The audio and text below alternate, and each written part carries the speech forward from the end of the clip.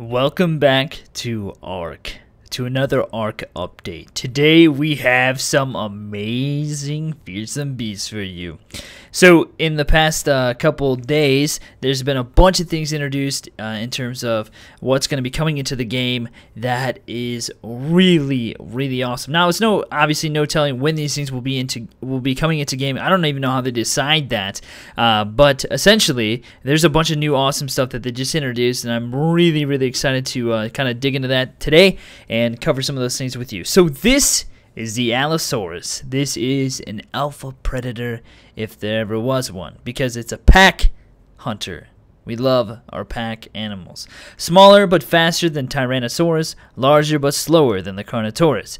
Allosaurus is the island resident pack hunting theropod. While most aggressive theropods are relatively solitary creatures, Allosaurus lives in groups of 3 or 4, which is absolutely terrifying, because if you already hate raptors, you're gonna hate these probably even more. One of the Allosaurus is an alpha, while the others are its mates or a beta male. Like humans find value in forming a tribe, the Allosaurus has evolved to hunt in packs. Its saw-shaped oh my gosh, leave its prey bleeding and maimed, making escape difficult. This is a very interesting concept because bleeding is going to be introduced with these things in the form of like being probably more intense than what you might have experienced in terms of damage so far. Once an Allosaurus slows a creature with its cutting bite, the rest of its pack quickly closes in for the kill. Now just imagine this. If you have a bleeding, if you can cause bleeding in a player and you're playing like Survival of the Fittest or something like that, and they don't have ways to regen health, they're gonna die in time. And so like this really cool to see these put into the game instead of just like having raw power, something else is added into it.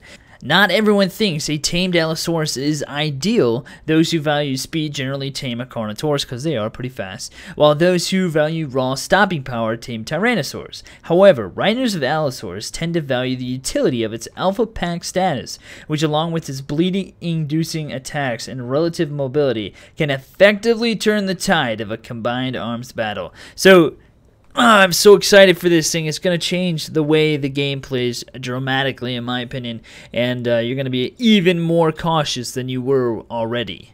Since we're on the topic of fearsome beasts, why not cover the CARCHARODONTO? Did I say that right? CARCHARODONTO. I did. That's awesome. I think I did at least.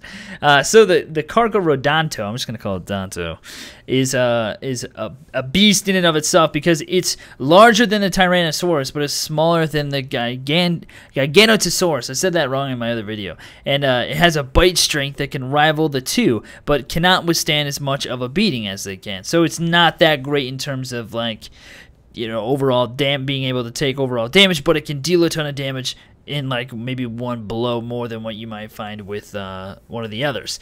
Named for its sharp, jagged, shark-like teeth, I can't even, oh my gosh. I'm just so excited. Donto is a fiercest predator. Its jagged teeth allow it to easily bite through the flesh of its prey, effectively eviscerating it. Domesticated. Donto, I gotta get used to calling it Donto because I want to call it Donto, are usually tamed by large tribes that require gathering large quantities of meat for food. Due to their ability to gather a huge amount of meat easily, they are a choice mount for gathering prime meat as well. It does not usually engage in combat with other large creatures due to its lighter body structure. Its bite, however, allows flesh to tear off easily, making smaller prey, such as humans, much more viable as prey. So, you know, gathering meat isn't a problem. If you got a saber tooth or a carno, you can gather meat all day long with relative ease. But, you know, this is going to be pretty interesting because, you know, let's just say that you have some meat shields, some T-Rexes, and you have one of these things along with it, and this thing manages to strike the blow. It could probably deal more damage than what that might be. The meat shields might be able to, while the meat shields take damage. We'll see. I don't know. It's an interesting thing to think about, having something that does a lot. It's a glass cannon, basically. A lot of damage, but can easily be killed. You know, that's a very interesting concept in and of itself. While we're on terrifying things, why not talk about the terror bird? This is very interesting. I'm very excited to see how this plays out. Ranging from 8 to 12 feet tall, The terror bird is a highly aggressive avian that is just barely capable of very brief flight. Instead, it uses its wings primarily for balance during its high-speed sprints. Its flight is actually closer to an impressive sustained leap or glide that is assisted and lengthened by flapping its wings. It's basically a vicious turkey. It shows interesting traits related to theropods such as the Utahraptor, Carnotaurus, and Tyrannosaurus. It has many similar traits such as general shape and predation patterns, but its attacks tend towards lightning dashes and leaping slashes. That is a very, I can't believe I said that, lightning dashes and leaping slashes. Say that 10 times real fast. I dare you. So anyway, domesticated is an excellent combat mount, particularly for harassing and scouting. Riders of the terror bird gain most of its benefits of a fast, mobile, ground-based theropod, while also gaining some of the freedom of movement from a flyer, assuming the rider can coax the terror bird into staying in the air for a long leap. This is very interesting to think about, because if you up the movement speed on something like this, it could be absolutely terrifying. But the fact that it can, I mean, look at his stuffy little wings. The fact that it can fly a little bit is very interesting, because you're going to want to take into account, you know, weight and also speed at the same time, and melee and health. And so, you know, this, I don't know, it's going to be very interesting to see how this plays out, because I'm pretty excited to check it out and try it out myself, because I think it's going to be something that can cause a lot of problems, but also is something that you don't want to take lightly, because I think it's going to be very, very good.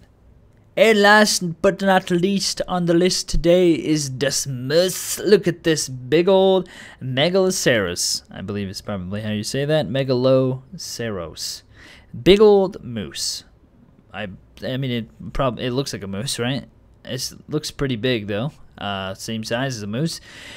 Is a very skittish herbivore found mostly in the forests and mountains of the island. Because of its large size, its front demeanor would be strange in any other place.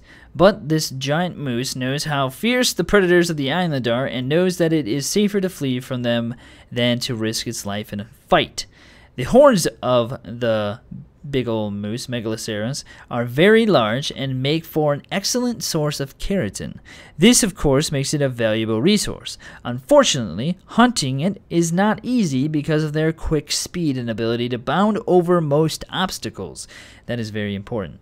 Now, domesticated, it is a jack-of-all-trades creature, and many who ride it value its versatility. Now, I wonder, jack-of-all-trades, does that mean gathering as well? Because does that mean that I can gather fiber and berries and other things? Like, we're just gonna have to see.